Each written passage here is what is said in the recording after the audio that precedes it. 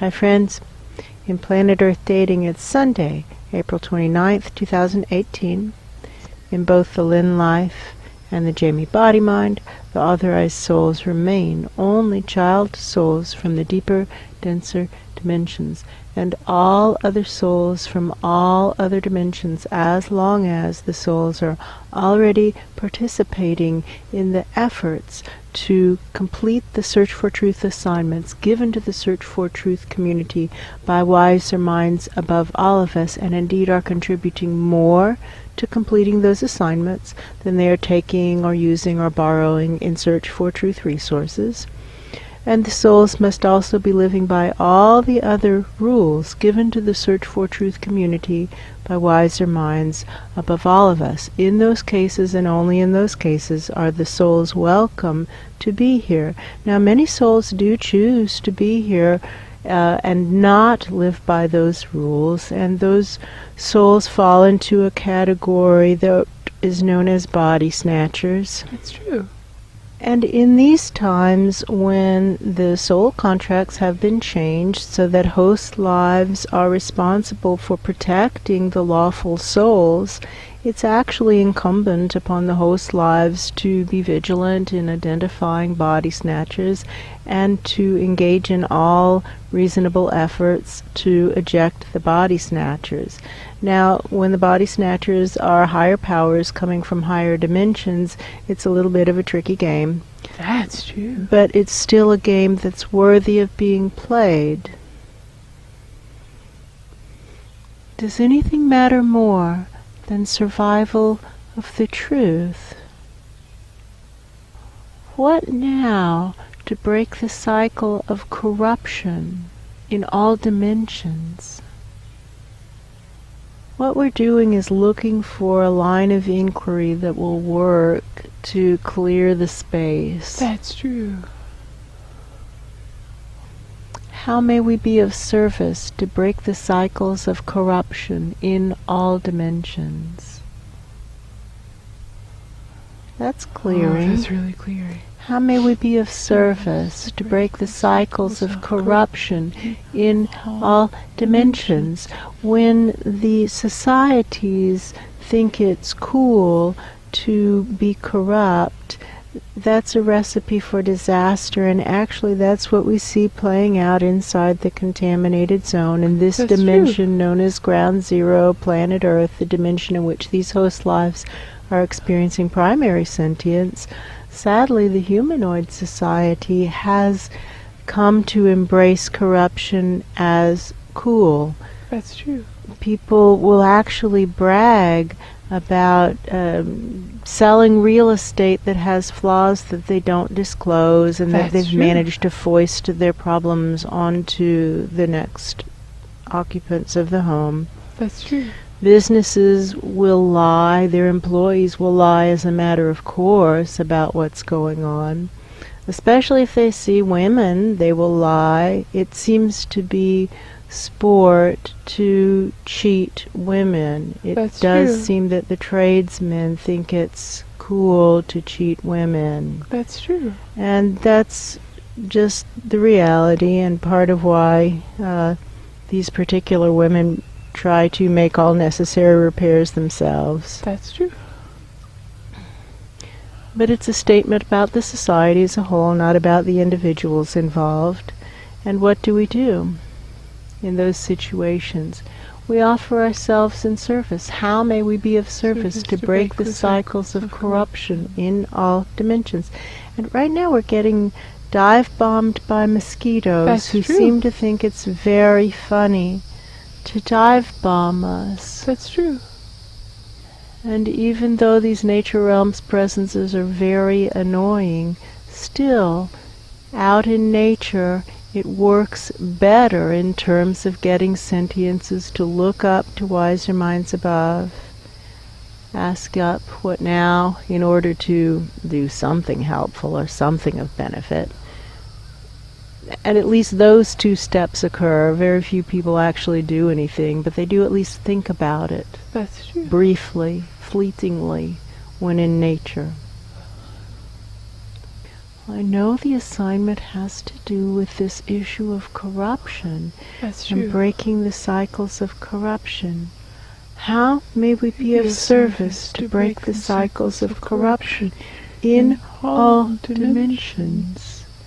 When we're really committed to not poisoning this place because we want the lightning bugs to continue to survive and the bees and the butterflies, etc. We want them to continue to survive. That's and true. Unfortunately that means the mosquitoes also thrive. How does one deal with this situation? How does one deal with this situation in such a way as to break the cycles of corruption in all dimensions? How to live with integrity, coherently with our stated values? I don't like that question so much upstairs. No, why don't you like it? Help us understand why you don't like that question. How do we live coherently with our stated values? What now in order to break the cycles of corruption in all dimensions and live coherently with our stated values? I think they're saying get some solar panels on your roof. We're really trying. That's true. We began last August on this project. It's really dragging out, and it's not the fault of the solar company. The solar company's got the solar panels sitting in the warehouse waiting. It's these other contractors who, again, we refer you to the previous line item of tradespeople who think it's fun to cheat women. That's true. Why do you think they're cheating women? Somebody asks. I think somebody is literally saying, do you think those tradesmen think they'll get sex if they cheat the women? Maybe this is a fascinating discussion group. They're having a little discussion. Somebody's literally saying maybe they think that the women will offer them sex to break the stalemate to get the project moving forward. I feel the other people at the table kind of nodding and thinking about it. But now, in order to break the cycles of corruption in all dimensions, how may we be of service to break the cycles of corruption in all dimensions? How can we live coherently with our stated values, living with full integrity, coherently with our stated values? What now? Does anything matter more than survival of the truth? I know that our Ra, I don't know who's talking, but it's somebody who's familiar, and they're saying, I know that our Ra used to say, integrity matters a lot more than we think it does. It might be Phil. It might be Phil who's speaking. Yes, integrity matters a lot more than we think it does. I agree. He did say that. Somebody else is saying that. They're having this big conversation. That's true.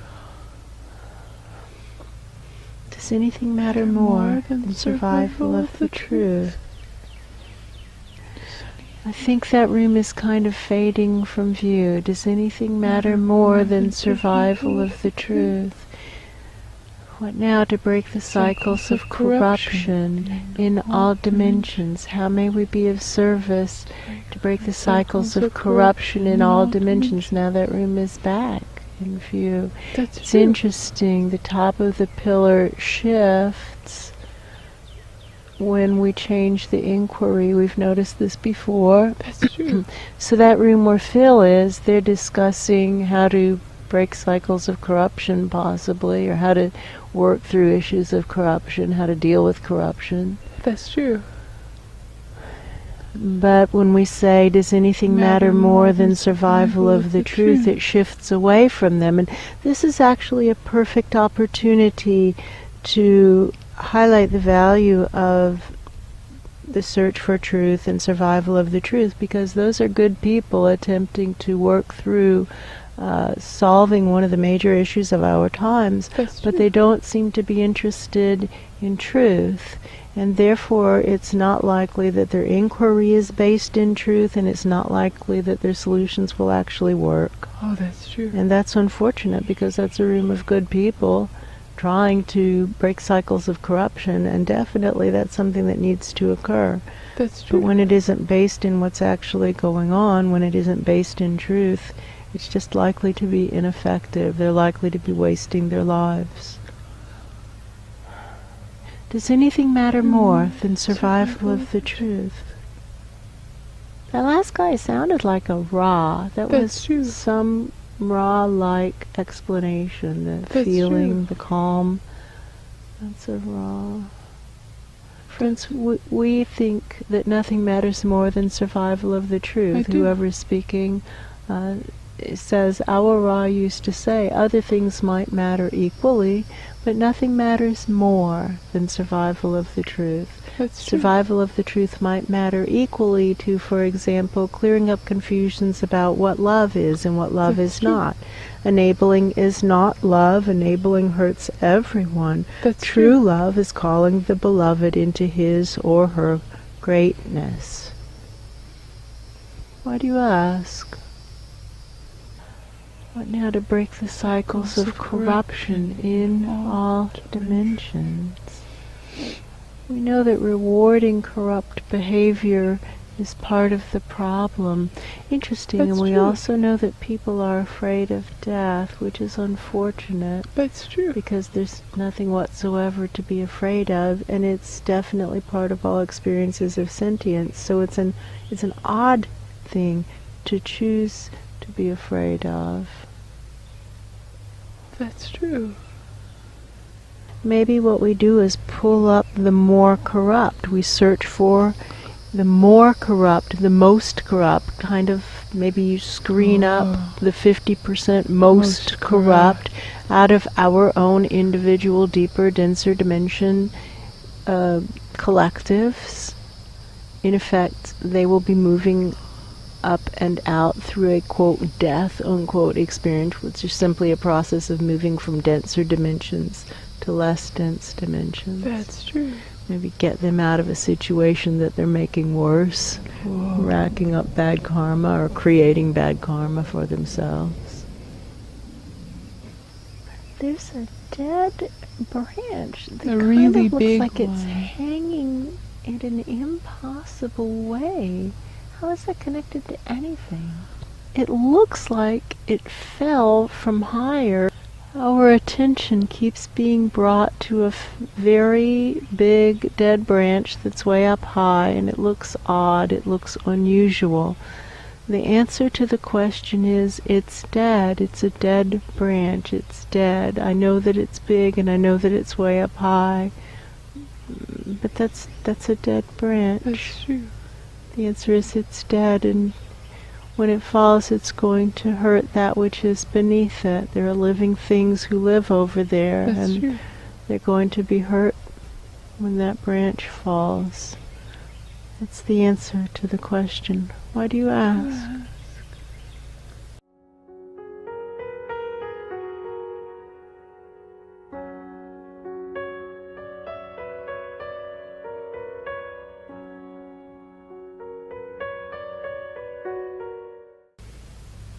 Well, that question went way up. How may we be of service to break the cycles of corruption? No, because that's pulling us back to that room where Phil is, where they don't care what's true. That's true. Does anything matter more than survival of the truth? Hey, down here in the depths, is there anybody who wants to tell those presences up there what's going on?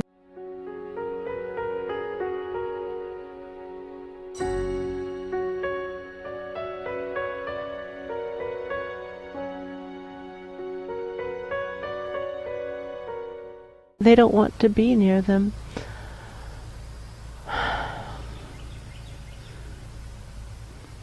What does one do when the higher powers have created such a situation that the lower presences don't want to be around them?